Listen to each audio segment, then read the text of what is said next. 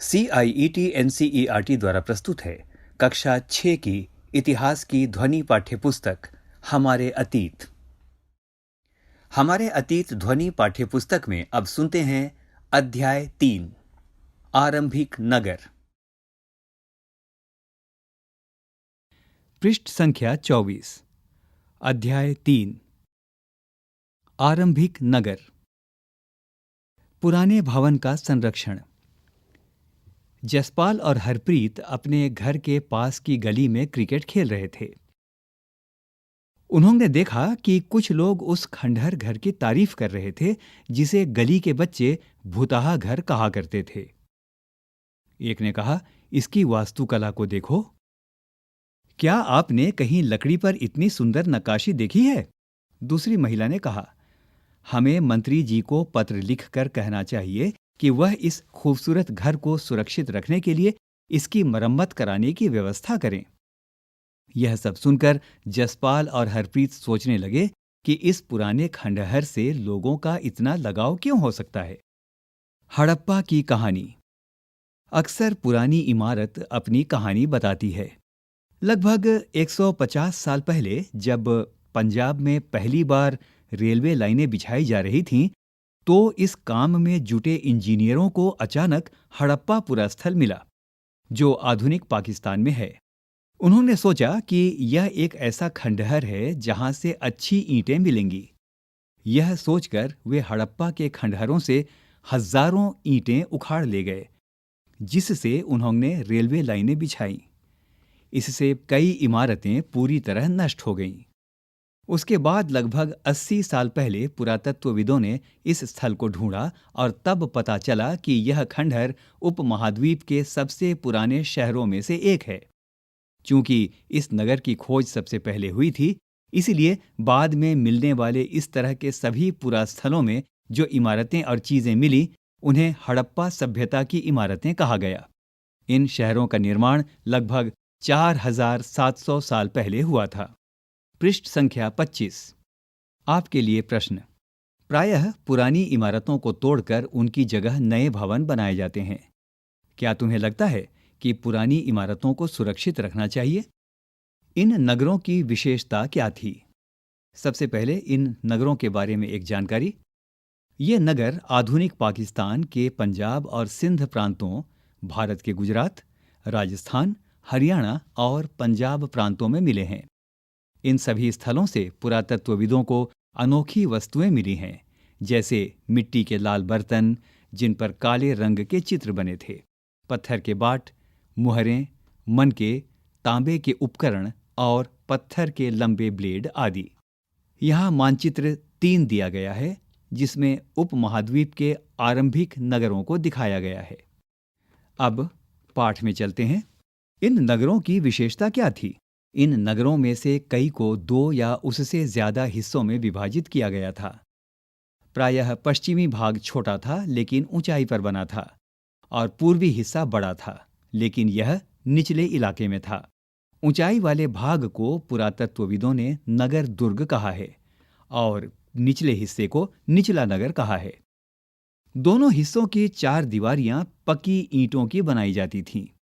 इन सब की ईंटें इतनी पकी थीं कि हजारों सालों बाद आज तक उनकी दीवारें खड़ी रहीं।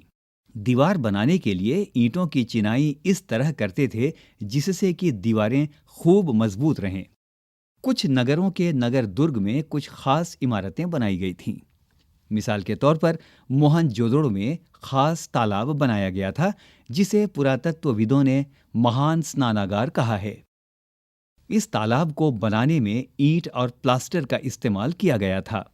इसमें पानी का रिसाव रोकने के लिए प्लास्टर के ऊपर चारकोल की परत चढ़ाई गई थी। इस सरोवर में 2 तरफ से उतरने के लिए सीढ़ियां बनाई गई थीं और चारों ओर कमरे बनाए गए थे। इसमें भरने के लिए पानी कुएं से निकाला जाता था। उपयोग के बाद इसे खाली कर दिया जाता था। शायद यहाँ विशिष्ट नागरिक विशेष अवसरों पर स्नान किया करते थे। कालीबंगा और लोथल जैसे अन्य नगरों में अग्नि कुंड मिले हैं, जहाँ संभवतः यज्ञ किए जाते होंगे। हड़प्पा, मोहनजोदड़ो और लोथल जैसे कुछ नगरों में बड़े बड़े भंडार गृह मिले हैं। पृष्ठ संख्या 26। इस पृष्ठ पर सबसे पहले एक चित्र दिया गया है जो सिंधु घाटी की सभ्यता में पाए गए महान स्नानागार का चित्र है। एक और चित्र यहाँ पर हम देख सकते हैं जिसमें यह बताया गया है कि हड़प्पा के नगरों में ईंटों की चिनाई किस प्रकार होती थी। अब पाठ। भवन, नाले और सड़कें। इन नगरों के घर आमतौर पर 1 या 2 मंजिले होते थे। घर के आंगन के चारों ओर कमरे बनाए जाते थे। अधिकांश घरों में एक अलग स्नान घर होता था और कुछ घरों में कुएं भी होते थे। कई नगरों में ढके हुए नाले थे। इन्हें सावधानी से सीधी लाइन में लगाया जाता था। इस नाली में हल्की ढलान होती थी ताकि पानी आसानी से बह सके। अक्सर घरों की नालियों को सड़कों की नालियों से जोड़ दिया जाता था जो बाद में बड़े नालों में मिल जाती थीं। नालों के ढके होने के कारण इनमें जगह जगह पर मेन होल बनाए गए थे जिनके जरिए इनकी देखभाल और सफाई की जा सके। घर, नाले और सड़कों का निर्माण योजनाबद्ध तरीके से एक साथ ही किया जाता था। यहाँ पर वर्णित घरों और पिछले अध्याय में वर्णित घरों में तुम्हें क्या अंतर दिखाई देता है? कोई 2 अंतर बताओ। पृष्ठ संख्या 27। सबसे पहले चित्र की व्याख्या। इस पृष्ठ पर सबसे ऊपर मोहनजोदड़ो की एक सड़क और उसमें बना नाला है। एक कुआं बाईं ओर नीचे दिखाया गया है और हड़प्पा की एक मुहर यहां दिखाई गई है। इस मुहर के ऊपर के चिन्ह एक खास लिपि में है। उपमहाद्वीप में पाए गए लेखन का यह प्राचीनतम उदाहरण है। विद्वानों ने इसे पढ़ने की कोशिश की है लेकिन अभी तक यह पता नहीं चल पाया कि इसका अर्थ क्या है। दाईं ओर नीचे पकी मिट्टी के खिलौनों का चित्र दिया गया है। अब पाठ। नगरीय जीवन। हड़प्पा के नगरों में बड़ी हलचल रहा करती होगी। यहाँ पर ऐसे लोग रहते होंगे जो नगर की खास इमारतें बनाने की योजना में जुटे रहते थे। ये संभवतः यहाँ के शासक थे। यह भी संभव है कि ये शासक लोगों को भेजकर दूर दूर से धातु, बहुमूल्य पत्थर और अन्य उपयोगी चीजें मंगवाते थे। शायद शासक लोग खूबसूरत मनकों तथा सोने चांदी से बने आभूषणों जैसी कीमती चीजों को अपने पास रखते होंगे। इन नगरों में लिपिक भी होते थे जो मुहरों पर तो लिखते ही थे और शायद अन्य चीजों पर भी लिखते होंगे जो बच नहीं पाई हैं। इसके अलावा नगरों में शिल्पकार स्त्री पुरुष भी रहते थे जो अपने घरों या किसी उद्योग स्थल पर तरह तरह की चीजें बनाते होंगे। लोग लंबी यात्राएं भी करते थे और वहां से उपयोगी वस्तुएं लाते थे और साथ ही लाते थे सुदूर देशों की किस्से कहानियां। मिट्टी से बने कई खिलौने भी मिले हैं जिनसे बच्चे खेलते होंगे। आपके लिए काम। नगर में रहने वाले लोगों की एक सूची बनाओ। क्या इनमें से कुछ ऐसे लोग हैं जो मेहरगढ़ जैसे गांव में रहते थे? पृष्ठ संख्या 28। सबसे पहले चित्र का विवरण। यहां पत्थरों के बाट का चित्र दिया गया है। पत्थर के बाट देखो। कितने ध्यान से और उपयुक्त तरीके से इन बाटों को बनाया गया है। इन्हें चर्ट पत्थर से बनाया गया था। इन्हें शायद बहुमूल्य पत्थर और धातुओं को तौलने के लिए बनाया गया होगा। एक चित्र और है। मध्य में बाएं मनके। इनमें से कई कार्नीलियन पत्थरों से बनाए गए थे। पत्थरों को काट और तराश कर मनके बनाए गए। इनके बीच छेद किए गए थे ताकि धागा डालकर माला बनाई जाए। मध्य में दाएं पत्थर के धारदार फलक। नीचे इस पृष्ठ पर दाईं ओर कढ़ाईदार वस्त्र। एक महत्वपूर्ण व्यक्ति की पत्थर से बनी मूर्ति जो मोहनजोदड़ो से मिली थी। इसमें उसे कढ़ाईदार वस्त्र पहने दिखाया गया है। अब पाठ। नगर और नए शिल्प। आओ अब कुछ ऐसी चीजों के बारे में अध्ययन करें जो हड़प्पा के नगरों से प्राप्त हुई है। पुरातत्वविदों को जो चीजें वहां मिली हैं उनमें अधिकतर पत्थर, शंख, तांबे, कांसे, सोने और चांदी जैसी धातुओं से बनाई गई थीं। तांबे और कांसे से औजार, हथियार, गहने और बर्तन बनाए जाते थे। सोने और चांदी से गहने और बर्तन बनाए जाते थे। यहाँ मिली सबसे आकर्षक वस्तुओं में मनके, बाट और फलक हैं, जिनका विवरण हम चित्रों के माध्यम से सुन चुके हैं। हड़प्पा सभ्यता के लोग पत्थरों की मुहरें बनाते थे। इन आयताकार मुहरों पर सामान्यतः जानवरों के चित्र मिलते हैं। इन्हें पृष्ठ 27 पर देखा जा सकता है। हड़प्पा सभ्यता के लोग काले रंग से डिजाइन किए हुए खूबसूरत लाल मिट्टी के बर्तन बनाते थे। जरा देखिए पृष्ठ 6। अध्याय 2 में तुमने जिन गांवों के बारे में पढ़ा, क्या वहां भी धातु का उपयोग होता था? दूसरा प्रश्न, क्या वे पत्थर के बाट बनाते थे?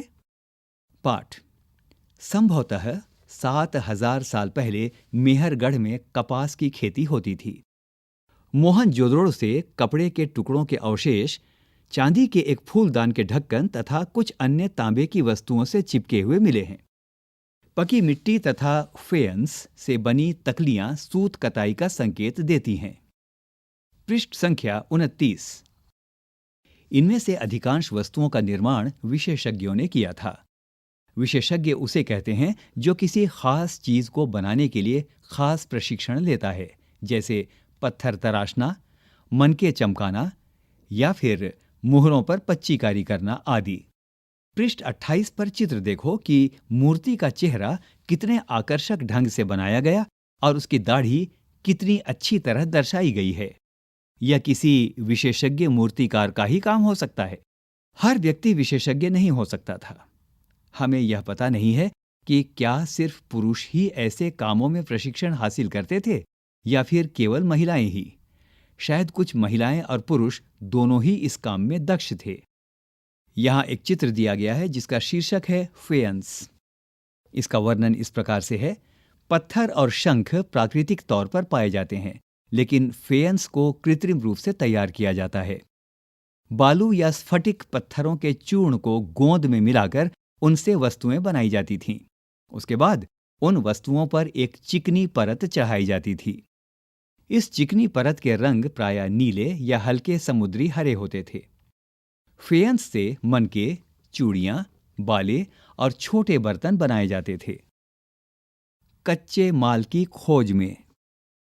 कच्चा माल उन पदार्थों को कहते हैं जो या तो प्राकृतिक रूप से मिलते हैं या फिर किसान या पशुपालक उनका उत्पादन करते हैं, जैसे लकड़ी या धातुओं के अयस्क प्राकृतिक रूप से उपलब्ध कच्चे माल हैं।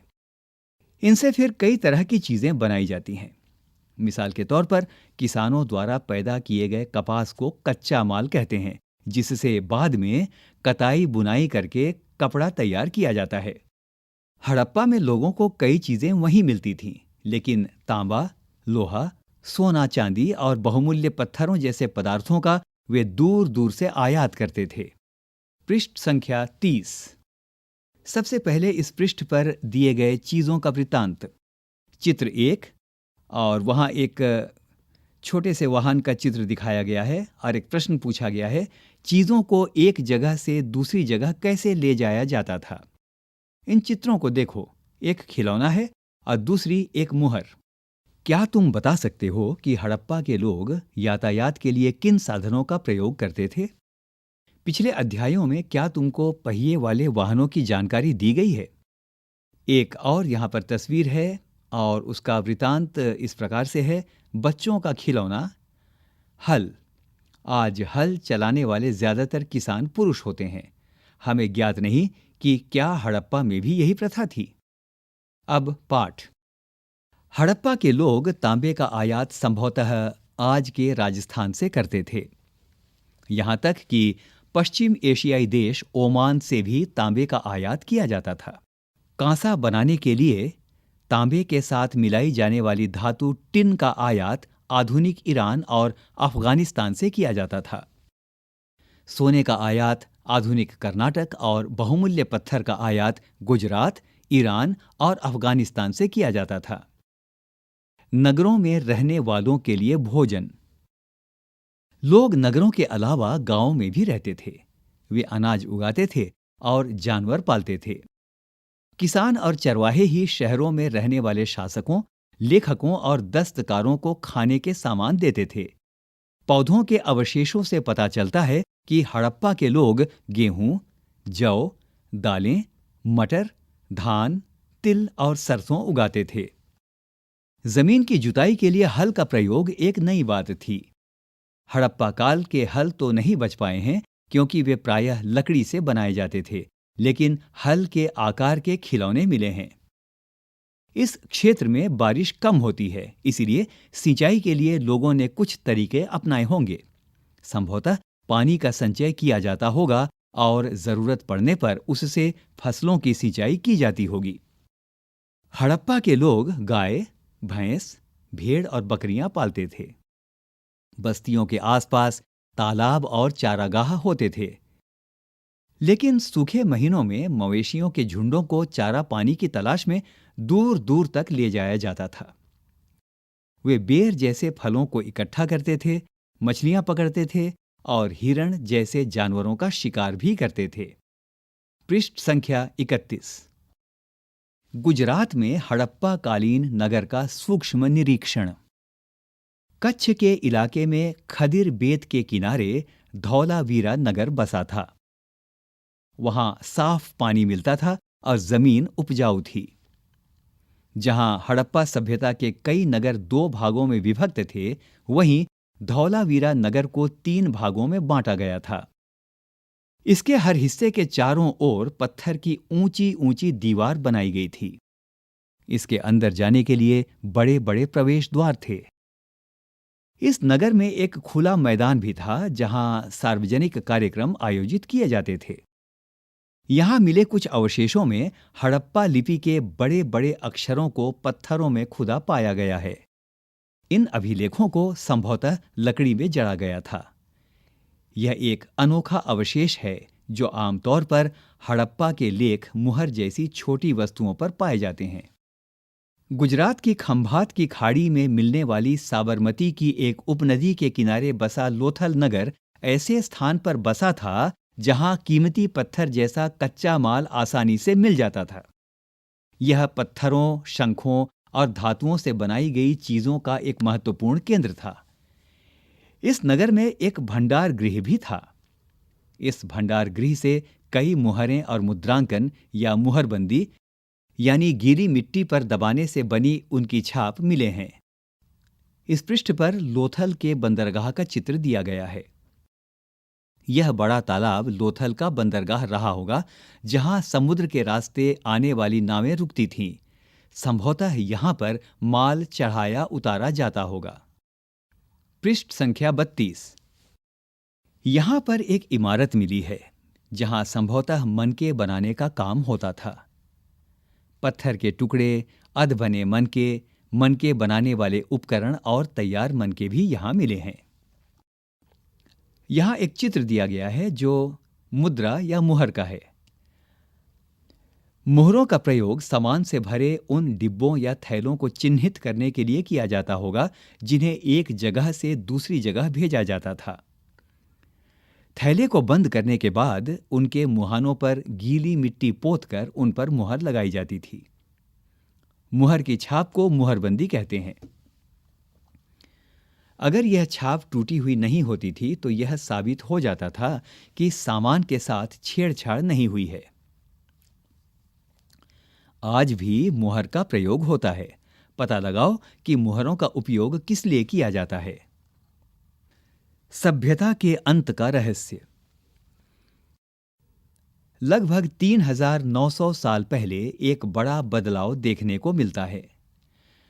अचानक लोगों ने इन नगरों को छोड़ दिया। लेखन, मुहर और बाटों का प्रयोग बंद हो गया। दूर दूर से कच्चे माल का आयात काफी कम हो गया। मोहनजोदड़ो में सड़कों पर कचरे के ढेर लगने लगे। जल निकास प्रणाली नष्ट हो गई और सड़कों पर ही झुग्गी नुमा घर बनाए जाने लगे। आखिर यह सब क्यों हुआ? कुछ पता नहीं। कुछ विद्वानों का कहना है कि नदियां सूख गई थीं। अन्य का कहना है कि जंगलों का विनाश हो गया था।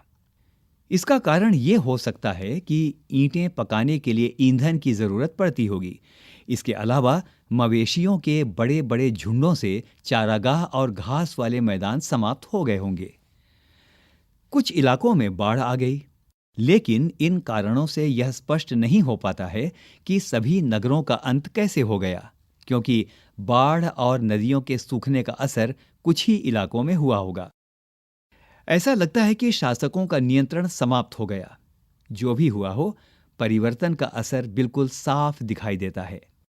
पृष्ठ संख्या 33। आधुनिक पाकिस्तान के सिंध और पंजाब की बस्तियां उजड़ गई थीं। कई लोग पूर्व और दक्षिण के इलाकों में नई और छोटी बस्तियों में जाकर बस गए। इसके लगभग 1400 साल बाद नए नगरों का विकास हुआ। इनके बारे में तुम अध्याय 5 और 8 में पढ़ोगे। इसके लगभग 1400 साल बाद नए नगरों का विकास हुआ। इनके बारे में तुम अध्याय 5 और 8 में पढ़ोगे। अन्यत्र यहां मिस्र के पिरामिड का चित्र दिया गया है। अब पाठ। अपने एटलस में मिस्र ढूंढो। नील नदी के आसपास वाले इलाकों को छोड़कर मिस्र का अधिकांश भाग रेगिस्तान है। लगभग 5000 साल पहले मिस्र में शासन करने वाले राजाओं ने सोना, चांदी, हाथी दांत, लकड़ी और हीरे जवाहरात लाने के लिए अपनी सेनाएं दूर दूर तक भेजीं। इन्होंने बड़े बड़े मकबरे बनवाए जिन्हें पिरामिड के नाम से जाना जाता है। राजाओं के मरने पर उनके शवों को इन्हीं पिरामिडों में दफनाकर सुरक्षित रखा जाता था। इन शवों को ममी कहा जाता है। उनके शवों के साथ और भी अनेक चीजें दफनाई जाती थीं, जिनमें खाद्यान्न, पेय, वस्त्र, गहने, बर्तन, वाद्य यंत्र, हथियार और जानवर शामिल हैं। कभी कभी शव के साथ उनके सेवक और सेविकाओं को भी दफना दिया जाता था। दुनिया के इतिहास में शवों को दफनाने की परंपरा को देखते हुए मिस्र में सबसे ज्यादा धन दौलत खर्च किया जाता था। सवाल: क्या तुम्हें लगता है कि मरने के बाद इन राजाओं को इन चीजों की जरूरत पड़ी होगी? कल्पना करो, तुम अपने माता पिता के साथ 4000 साल पहले लोथल से मोहनजोदड़ो की यात्रा कर रहे हो। यह बताओ कि तुम यात्रा कैसे करोगे। तुम्हारे माता पिता यात्रा के लिए अपने साथ क्या क्या ले जाएंगे और मोहनजोदड़ो में तुम क्या देखोगे? पृष्ठ संख्या 34। पृष्ठ संख्या 34। सबसे पहले उपयोगी शब्द जिनका प्रयोग इस पाठ में हुआ है। उपयोगी शब्द इस प्रकार से हैं: नगर, नगर दुर्ग, शासक, लिपिक, मुहर, शिल्पकार, धातु, विशेषज्ञ, कच्चा माल, हल, सिंचाई। आओ याद करें। 1. पुरातत्वविदों को कैसे ज्ञात हुआ कि हड़प्पा सभ्यता के दौरान कपड़े का उपयोग होता था? 2. दिए गए शब्दों का सुमेल करो। शब्द हैं तांबा, सोना, टिन, बहुमूल्य पत्थर। जिन शब्दों से सुमेल करना है वे शब्द इस प्रकार से हैं: गुजरात, अफगानिस्तान, राजस्थान, कर्नाटक। 3. हड़प्पा के लोगों के लिए धातुएं, लेखन, पहिया और हल क्यों महत्वपूर्ण थे? आओ चर्चा करें। 4. इस अध्याय में पकी मिट्टी या टेराकोटा से बने सभी खिलौनों की सूची बनाओ। इनमें से कौन से खिलौने बच्चों को ज्यादा पसंद आए होंगे? 5. हड़प्पा के लोगों की भोजन सामग्री की सूची बनाओ। आज इनमें से तुम क्या क्या खाते हो? निशान लगाकर बताओ। 6. हड़प्पा के किसानों और पशुपालकों का जीवन क्या उन किसानों से भिन्न था जिनके बारे में तुमने पिछले अध्याय में पढ़ा है? अपने उत्तर में इसका कारण बताओ। अब कुछ करने के लिए आओ करके देखें। 7. अपने शहर या गांव की 3 महत्वपूर्ण इमारतों का ब्यौरा दो। क्या वे बस्ती के महत्वपूर्ण इलाके में बनी हैं? इन इमारतों का उपयोग किस लिए किया जाता है? 8. तुम्हारे इलाके में क्या कोई पुरानी इमारत है? ये पता करो कि वह कितनी पुरानी है और उनकी देखभाल कौन करता है। कुछ महत्वपूर्ण तिथियां। मेहरगढ़ में कपास की खेती लगभग 7000 साल पहले। नगरों का आरंभ लगभग 4700 साल पहले। हड़प्पा के नगरों के अंत की शुरुआत लगभग 3900 साल पहले। और अन्य नगरों का विकास लगभग 2500 साल पहले। अभी आप सुन रहे थे कक्षा 6 की इतिहास की पाठ्यपुस्तक हमारे अतीत का तीसरा अध्याय, आरंभिक नगर।